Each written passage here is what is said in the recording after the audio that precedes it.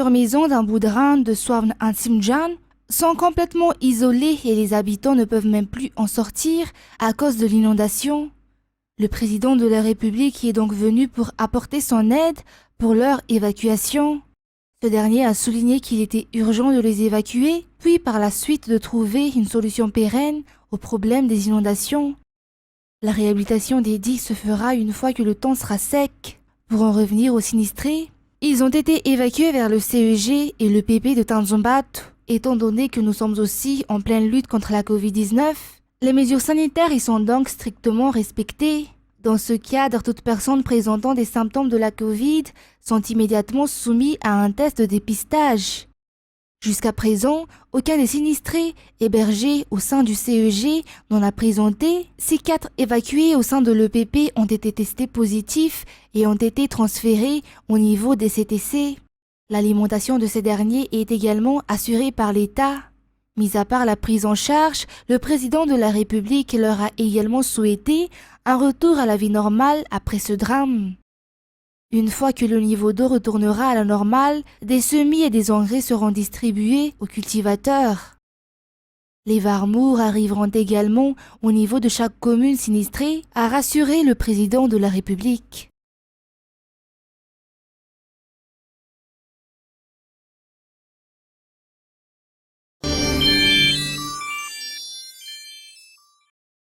Cela fait plus de 2 jours maintenant que la route nationale numéro 2 au niveau de Muramang a été coupée, emportée par les eaux suite aux fortes pluies. La circulation a néanmoins repris depuis ce matin suite à la mise en place d'une déviation pour les voitures légères et les taxis-brousses. Pour le moment, les gros camions ne peuvent pas encore passer. Selon le député élu dans le district de Muramang, qui a fait le rapport sur le sujet, dès que la route a été coupée, les responsables ont essayé de trouver un moyen de mettre en place des chemins pour les piétons en attendant des solutions. Dès lors, le ministre des Travaux publics est venu sur les lieux pour superviser des travaux d'urgence, selon toujours ce représentant de la population. Et cela fait également 2 jours que le Premier ministre, chef du gouvernement, avec le ministre des Travaux, sont sur les lieux pour trouver des solutions afin de rétablir au plus vite la circulation sur la route nationale numéro 2. Les travaux d'installation du pont Bélé devaient s'achever en fin d'après-midi de ce jour, selon Jeriache Fenjazan, ministre des Travaux publics. Rappelons que la coupure de route sur la route nationale numéro 2 est survenue à 3 km à l'entrée de la ville de Muramang.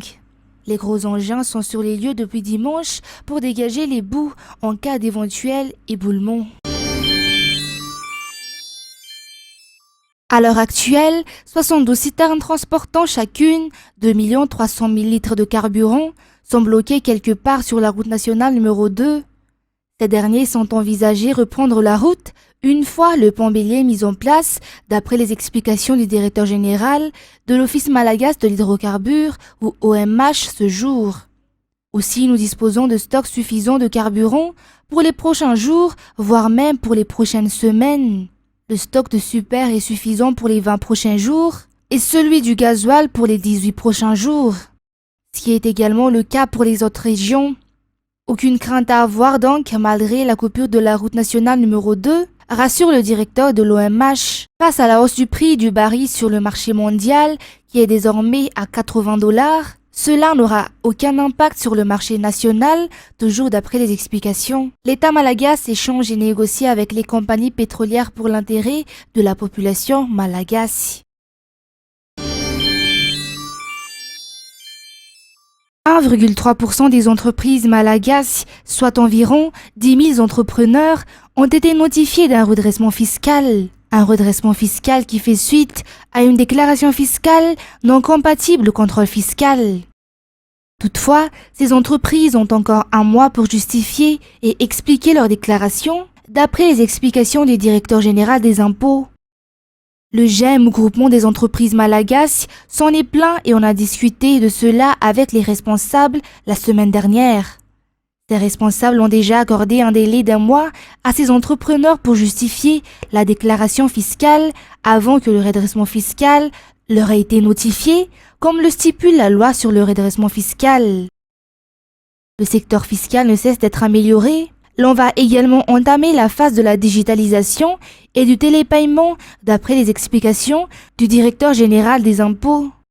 Il est totalement faux que les redressements fiscaux ont été décidés en vue de remboursement des dettes étatiques.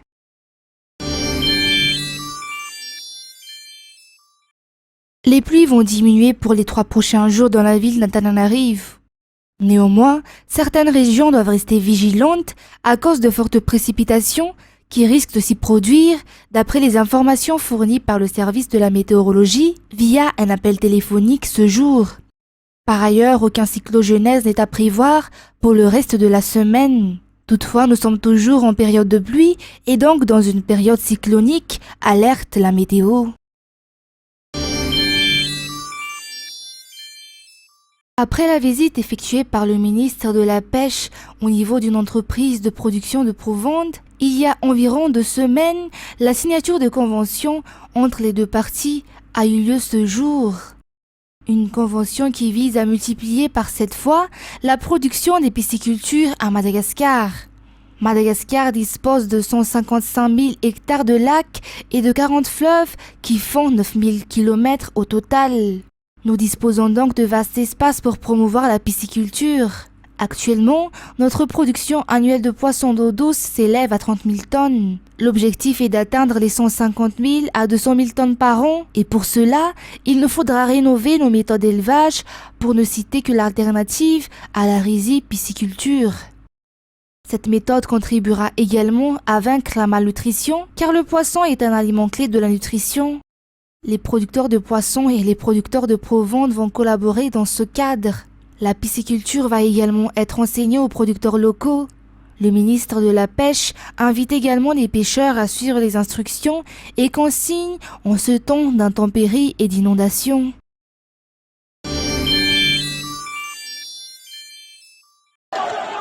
Alors que la fête s'apprête à démarrer à Yaoundé, c'est un drame qui a lieu. Le match entre le Cameroun et les Comores n'avait pas encore commencé lundi, lorsqu'un mouvement de foule éclate devant le stade Olembe. Plusieurs personnes perdent la vie, écrasées par des dizaines de supporters qui se précipitent. Des images publiées sur les réseaux sociaux à la suite de l'incident montrent des spectateurs gravement blessés, parmi eux des enfants.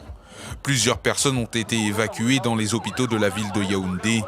De son côté, la Confédération africaine de football a annoncé avoir ouvert une enquête pour tenter d'obtenir davantage de détails sur les circonstances de la bousculade. Il s'agit du 2e accident grave au Cameroun en moins d'1 semaine. Dans la nuit de samedi à dimanche, un incendie d'origine accidentelle provoqué par des feux d'artifice avait tué au moins 16 personnes dans une discothèque d'un quartier huppé de Yaoundé. Face à la menace russe, les États-Unis montrent leurs muscles. Washington met en alerte 8500 soldats prêts à renforcer l'OTAN en cas d'invasion russe en territoire ukrainien. Une annonce faite à l'issue d'une réunion d'urgence entre Joe Biden et les alliés occidentaux. C'est très important. J'ai eu un très bon entretien en totale unanimité avec les dirigeants européens. L'Alliance a déjà 4000 militaires sur le terrain, principalement en Pologne et dans les pays baltes. À cela s'ajoutent des chars d'assaut et des unités de défense aérienne. Ces déploiements sont proportionnés et adaptés à nos engagements internationaux. Ils renforcent la sécurité de l'Europe pour nous tous. Depuis plusieurs semaines, la Russie a déployé quelques 100 000 soldats à proximité de la frontière ukrainienne, mais rejette toute intention belliqueuse et accuse l'Occident d'attiser les tensions. Dans ce contexte, une partie du personnel diplomatique américain et britannique est invitée à quitter l'Ukraine. Une décision trop hâtive selon Bruxelles. Il faut rester tranquille en faisant ce qu'il faut faire, mais en évitant une crise de nerfs. À quelques kilomètres du front, cette tension est devenue le quotidien des Ukrainiens. À Donetsk, bastion des séparatistes pro-russes, la jeunesse redoute que le conflit ne s'envenime. C'est toujours dangereux ici. C'est effrayant parce que pendant toute mon enfance à Donetsk, j'ai entendu la guerre, les bombardements, les chars roulaient dans la ville. Je suis déjà fatigué par cette situation. Le conflit n'a pas de sens. On ne sait même pas pourquoi la guerre continue. C'est comme une sorte de conflit qui suit son cours. Côté français, Emmanuel Macron veut se poser en médiateur. Un entretien avec Vladimir Poutine doit avoir lieu dans les prochains jours pour tenter une nouvelle fois d'apaiser les tensions.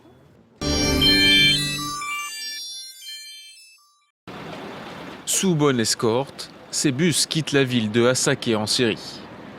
À l'intérieur de ce convoi se trouveraient des combattants du groupe État islamique faits prisonniers. En sens inverse, ce sont des centaines de renforts des forces démocratiques syriennes qui montent au front, la prison de la ville transformée en champ de bataille. Un gigantesque complexe au cœur de cette grande ville du Nord, où plusieurs milliers de prisonniers sont détenus, parmi lesquels des djihadistes, des occidentaux et de nombreux mineurs, pris entre deux feux, certains même utilisés comme boucliers humains selon des ONG. Depuis presque une semaine, les combats font rage aux abords et à l'intérieur même de la prison. Elle a été prise d'assaut par plusieurs centaines de djihadistes. Face à eux, les troupes des FDS, majoritairement kurdes, appuyées par la coalition dirigée par les États-Unis. Ce petit groupe de civils cherche à s'éloigner de la ville à pied. Il y aurait comme eux près de 45 000 déplacés dans la région selon l'ONU depuis le début des combats. Notre situation a été désastreuse. Nous ne pouvions pas sortir. Ils rentraient dans les maisons et tuaient les gens.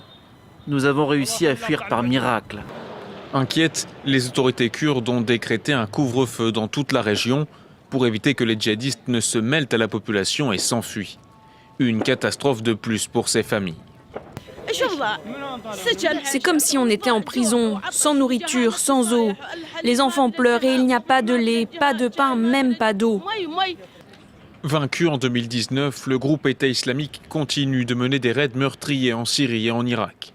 L'attaque de la prison de Gouayran est l'une de ses plus grandes opérations depuis la perte de ses territoires.